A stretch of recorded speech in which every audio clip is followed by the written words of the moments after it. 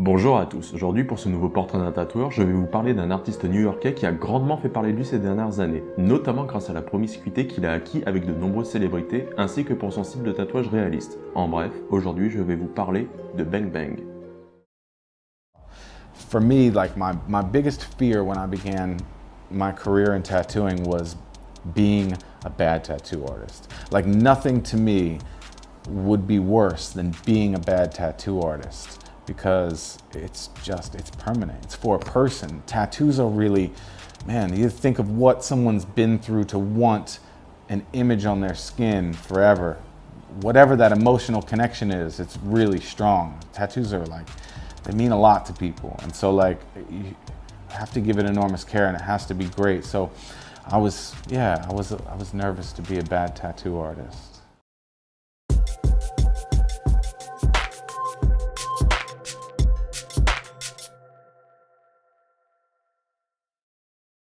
De son vrai nom Keith McCurdy, Bang Bang est né le 28 novembre 1985 à Pottstown en Pennsylvanie. Durant toute son enfance ainsi que son adolescence, il sera dans une situation familiale très délicate, pauvre et avec très peu de perspectives d'avenir devant lui. Il se fera faire son premier tatouage à l'âge de 15 ans dans un shop appelé Tattoos by RC. C'était le logo de Superman fait pour 180 $ sur son biceps droit. Et vers l'âge de 17 ans, il quitte définitivement le lycée pour se consacrer exclusivement à sa passion, le tatouage. À 18 ans, il commandera un kit de tatouage en ligne et commencera à s'entraîner sur lui-même. Comme il le dit si bien lui-même, à l'époque il n'avait pas de quoi se payer des tatouages. Il a donc décidé d'en faire lui-même. Et en plus de s'entraîner sur lui-même, il s'est aussi entraîné sur ses cousins ainsi que ses amis dans sa cuisine. Le tout en tatouant sur la table de la salle à manger. Avec, vous vous en doutez, tous les problèmes d'hygiène que ça implique. C'est d'ailleurs pour ça qu'on n'apprend pas à tatouer tout seul dans son coin.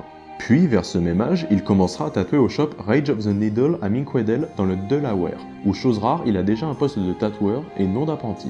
Mais l'ambiance va rapidement se détériorer au fur et à mesure des mois, et voyant qu'il n'y a plus grand chose à apprendre ici et que les perspectives d'avenir sont très minces dans ce shop, il décide tout simplement de s'en aller.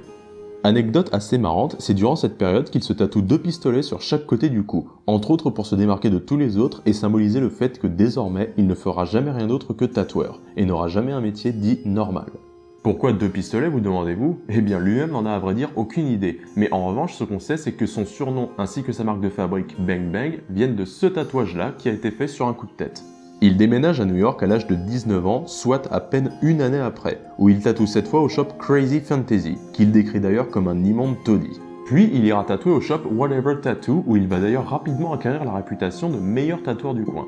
C'est d'ailleurs là qu'il a tatoué pour la première fois la chanteuse Rihanna en 2007. C'était une phrase en sanskrit placée sur sa hanche. Ce qui a été le début d'un effet boule de neige, puisqu'à partir de ce moment-là, il s'est mis à tatouer énormément de célébrités, notamment la chanteuse Katy Perry, la mannequin Carla Delevingne, le chanteur Justin Bieber, le footballeur Thierry Henry, le basketteur LeBron James et encore beaucoup d'autres. Les médias ont également une très grande part à jouer là-dedans, puisque vous ne pouvez pas tatouer autant de célébrités sans que les journaux ainsi que les réseaux sociaux se mettent à parler énormément de vous ainsi que de votre travail, ce qui a d'ailleurs été une grande aide pour sa renommée actuelle.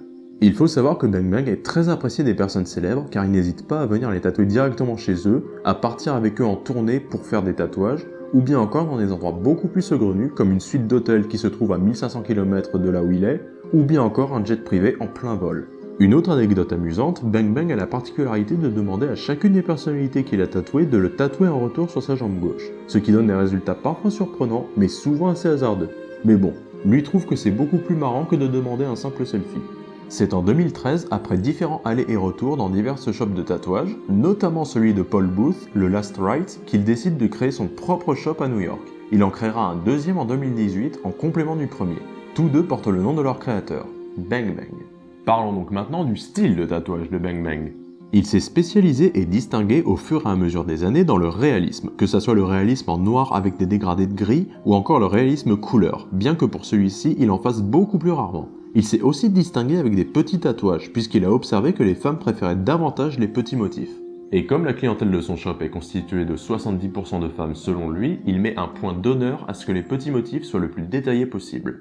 Je ne vais pas vous citer tous les tatoueurs et tatoueuses qui travaillent dans les 2 shops qu'a créé Bang Bang, car il y en a très précisément 21 au total. Ce que je peux vous dire en revanche, c'est qu'ils ont tous un style plus ou moins similaire à celui de Bang Bang. Donc si vous vous trouvez à New York et que vous souhaitez un tatouage réaliste ou alors un petit motif bien détaillé, c'est l'endroit idéal. De plus, si j'ai bien compris, sur son site internet, il ne semble pas que Bang Bang soit particulièrement inaccessible. Donc si vous souhaitez un tatouage réaliste à New York, le shop de Bang Bang est une bonne adresse. Voilà qui conclut cette vidéo, et quant à moi je vous dis à la prochaine pour le portrait d'un autre artiste tatoueur. Allez, à la prochaine braves gens.